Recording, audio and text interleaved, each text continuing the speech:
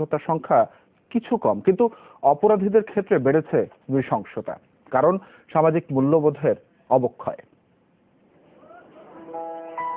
পরিবার হতে পারে সেটা যৌথ কিংবা একক, সব পরিবারেই শিশু অতি আপন, বহু কাঙ্ক্ষিত। তাই এমন মেলবন্ধনের ছবিতে চোখ জুড়িয়ে যাবার কথা।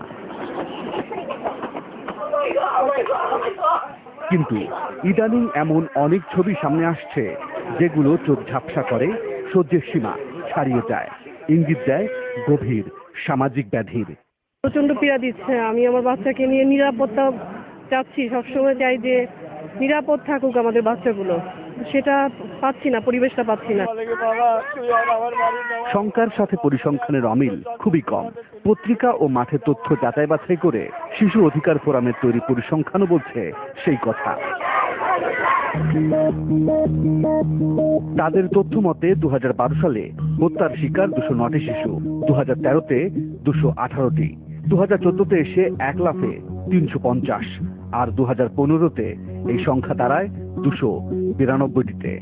এত আইন, এত পলিসি থাকার পরেও আপনার এই যে বাড়ছে, এটার কারণ হলো, একটা কারণ হলো যে অপরাধীদের মধ্যে হয়তো বা এক ধরনের অস্থিরতা, যেটার উত্তর হলো যে সবসময় টাকা পয়সা উন্নয়ন মানুষকে স্বস্তি দিতে পারে না। 2015 সালে নৃশংস অপরাধের চিত্র চিন্তায় ফেলেছে শিশু অধিকার ফোরামকে। এ সময় ধর্ষণের শিকার হয় 521টি শিশু, এর মধ্যে গ্যাংরেপি 91টি, অপহরণের শিকার হয় 243 শিশু, 167 জন উদ্ধার হলেও লাশ পাওয়া যায় 40টি শিশু, বাকি 76টির কোনো খবর নেই। এখন শিশু নির্যাতনের ধরনটা পাল্টেছে।